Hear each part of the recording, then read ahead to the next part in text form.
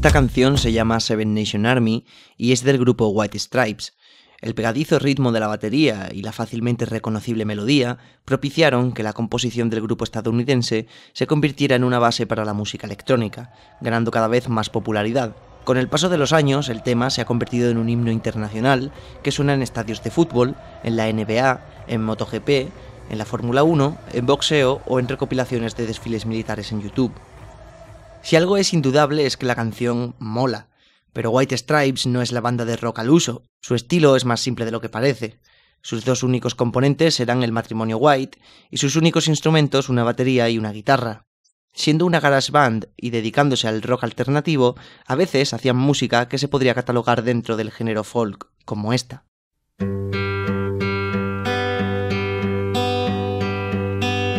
El término folk viene de la palabra folclore. El folclore es el conjunto de tradiciones y costumbres que comparte un determinado pueblo o lugar geográfico. Simplificando y extrapolándolo a la música, el género folk es música popular o tradicional, como lo es el flamenco en España, las rancheras en México o el tango en Argentina, aunque el género implica una modernización de la misma. Es decir, las canciones folk intentan reavivar la música tradicional componiendo temas nuevos que suenen como típicos de una región específica. Seven Nation Army traspasó las barreras de la geografía para convertirse en el himno internacional que es hoy. Esto lo consiguió gracias al sentimiento guerrero que transmite, la fuerza del bajo y la pegadiza melodía. Es una canción perfecta para celebrar la victoria en cualquier deporte, y todos los países tienen un deporte predilecto. El que haya gente que ni siquiera sepa que White Stripes son los artífices de dicha canción es la prueba fehaciente de que se ha convertido en una canción popular o tradicional. Un cántico del que la gente se ha apropiado. Es una canción que mola. No obstante, We Are Gonna Be Friends es diametralmente opuesta a Seven Nation Army. Es lo contrario a molar. Por eso es perfecta para la introducción de una película cuyos personajes son precisamente lo contrario a ser guays.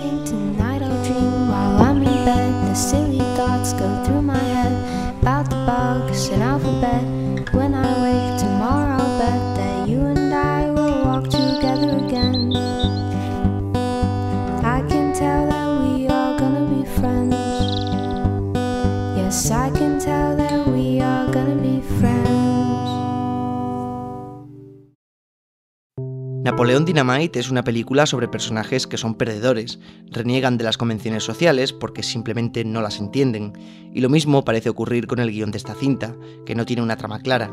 Parece una sucesión de escenas con subtramas que confluyen en un final feliz, pero ni Napoleón ni los demás personajes tienen un objetivo definido. Sobre todo en la primera mitad de la película, ya que en la segunda la meta es conseguir que Pedro gane las elecciones a delegado de la clase. Curiosamente, esto es lo que hace que la película funcione tan bien.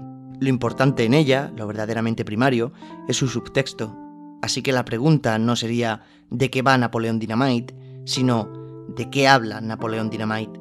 Y habla de la marginación social, de la adolescencia y de la vida en un ambiente rural norteamericano. Todos los personajes son marginados sociales, en especial Napoleón, y los que no lo son no son villanos sin corazón. Son personas normales como Summer, su novio, Trisha o incluso el abusón de la escuela. Son personajes en los que no se profundiza porque la historia está protagonizada por los raritos como Napoleón, Pedro y Dev. Personajes que, como he dicho antes, no entienden las normas sociales de comportamiento y por ello no las siguen. Esto hace que resulten genuinamente honestos y sinceros y por tanto agradables. En una escena, Napoleón compra un traje para el baile en una tienda de segunda mano. El atuendo está anticuado, pero a él le da igual, se lo compra porque le gusta y lo luce como si fuera el traje más bonito del mundo. Pedro le pide a Summer, la animadora popular, que vaya al baile con él porque no entiende que juegan en distintas ligas. Es un personaje puramente inocente en el más tierno sentido de la palabra. Y Deb quiere la compañía de Napoleón, pero es tan tímida que no llega a pronunciarse en toda la película, al menos no verbalmente. Los protagonistas son adolescentes impopulares pasando como pueden la etapa de la secundaria.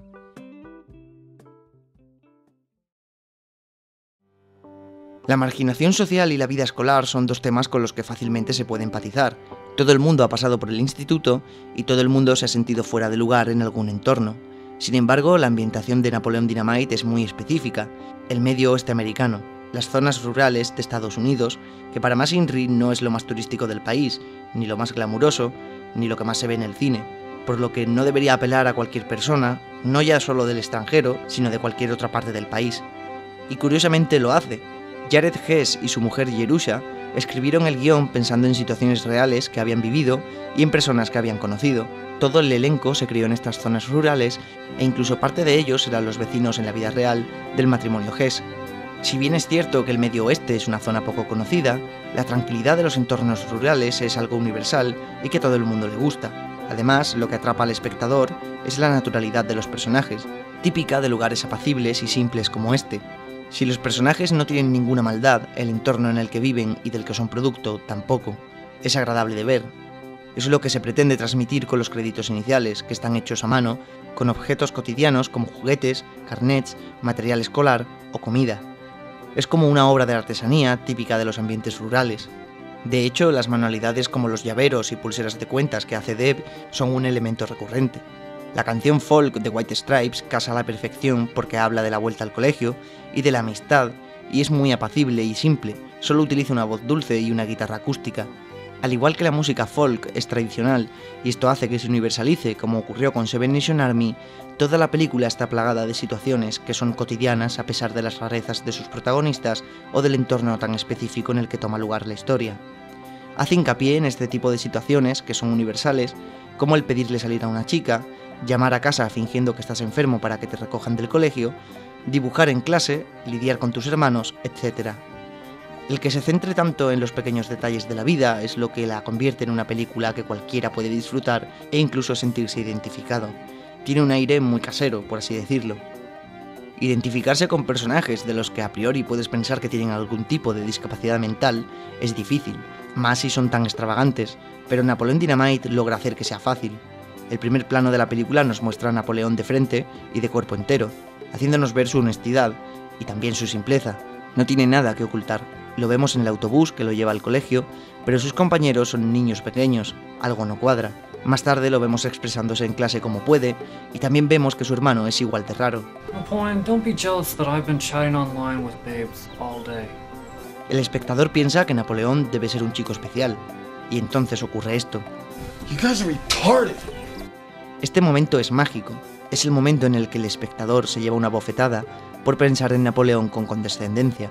Él también ve las rarezas de los demás y los llama retrasados sin cortarse, sin ningún tapujo. La realización también contribuye a dejar claro el tono de la película. Al igual que sus personajes, la cinta no tiene maldad alguna y su intención no es que te rías de los personajes, sino de las situaciones que provocan. El humor que prima en esta comedia es situacional e incómodo, lo que los anglosajones definen como cringe humor. El humor incómodo es aquel que hace reír de situaciones incómodas, valga la redundancia.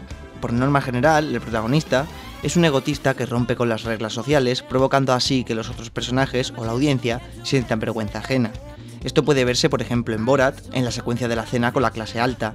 Lo que se busca ahí es incomodar a los comensales y a la audiencia le parece divertido. Es un humor del que hacen gala series como Seinfeld o Colgados en Filadelfia. El protagonista normalmente no recibe castigo alguno como se esperaría, lo cual subvierte las expectativas del público. En Napoleon Dynamite tenemos a un protagonista egotista que solo piensa en sí mismo y no actúa en base a lo que piensen los demás. No se sorprende de que una de las chicas populares acepte ir con él al baile, presume de tener una novia modelo cuando es falso y le molesta la presencia de su tío porque lo hace quedar mal delante de sus compañeros de instituto. Pero de todos modos la audiencia no siente que ningún personaje sea moralmente incorrecto por la cercanía que transmiten y porque los chistes son muy ingeniosos. En este tipo de comedias, por lo general en las americanas, es común que un personaje idiota haga una estupidez y que ese sea el chiste. Ocurre en Wayne's World, que no siendo una comedia terrible, tiene muchos momentos que hace que el espectador sienta vergüenza ajena de los personajes. En Napoleon Dynamite, los protagonistas también son estúpidos, pero la gracia no reside en la estupidez que hagan, sino en la incomodidad del momento, en cómo reaccionan otros personajes. Que el momento sea incómodo para ellos es lo que es tan divertido. Además, los gags están muy bien ejecutados. La preparación del chiste se toma su tiempo para que cuando llegue el remate sea más gracioso. Por ejemplo, cuando el tío rico está vendiendo tuppers. La situación es incómoda porque el matrimonio quiere comprarlos solo porque les regala un barco. A él le da igual con tal de cerrar el trato, pero sigue probando la calidad de su producto, retando al marido a romper uno de los tuppers. El hombre resulta patético haciendo el esfuerzo, lo cual vuelve a ser gracioso. Rico parece un vendedor de teletienda convenciendo a la gente. Esta escena dura 1 minuto.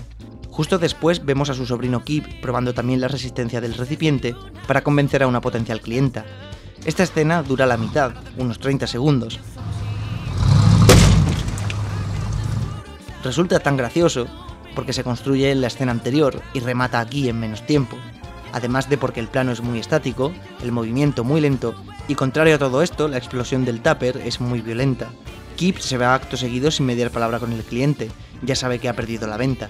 Ocurre lo mismo con la escena de las patatas. Napoleón le pregunta a Pedro si se las da y cuando les responde que sí, se las guarda en el bolsillo en lugar de comérselas. Es gracioso porque es inesperado y socialmente raro, pero varias escenas después se vuelve a ello y el remate es incluso más gracioso. Gross.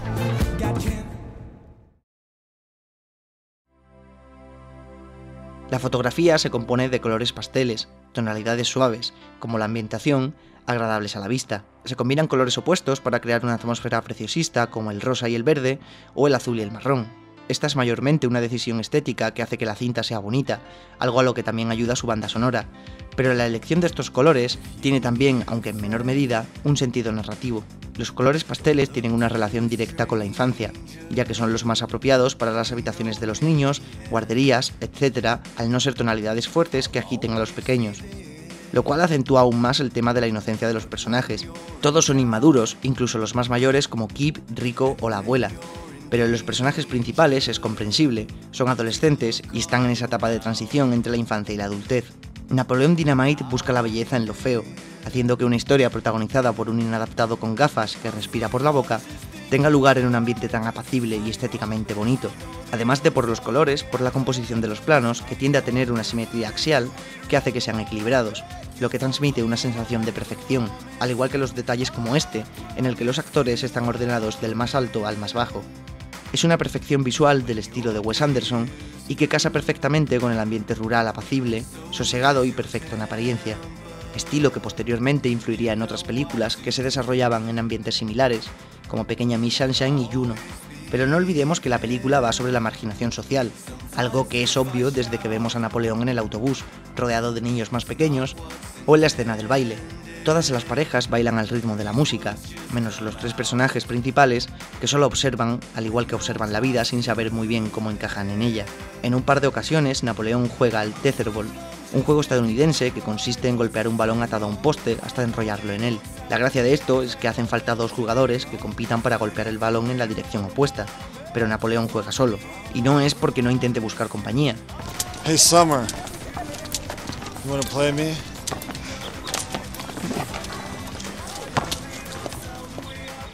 Él trabaja duro para que Trisha sea su acompañante en el baile, y aunque ella acepta obligada, lo consigue, pero una vez allí vuelve a quedarse solo al instante. Su única compañía son sus dos amigos, tan marginados como él. Después empieza a dar clases de baile, aunque no lo vemos porque se encierra en su cuarto. La Fandu, la novia de Kip, le da una cinta sin nombre que no llegamos a oír. Cuando tiene que realizar un número para que su amigo consiga ser presidente escolar, se quita los auriculares y pone la cinta en los altavoces. Lo que él ha estado escuchando lo va a escuchar todo el mundo. Es su forma de abrirse por primera vez, y lo clava. John Heder nos regala uno de los bailes más míticos del cine, y el mundo acepta a Napoleón. La abuela se recupera de su accidente, el tío rico recupera a su novia, Kip se independiza con su pareja, Pedro gana las elecciones y Napoleón vuelve a jugar al tetherball. Pero esta vez Deb está ahí para jugar con él. You wanna play me? El último plano separa a los dos personajes con la línea vertical que forma el poste del juego, pero a medida que la cámara se aleja, haciendo un zoom out, la línea deja de separar las dos mitades, rompiendo ese bloqueo que tenía Napoleon Dynamite, que termina cruzando la línea tímidamente para estar junto a Deb, empezando a salir del cascarón, dejando poco a poco de ser un marginado social.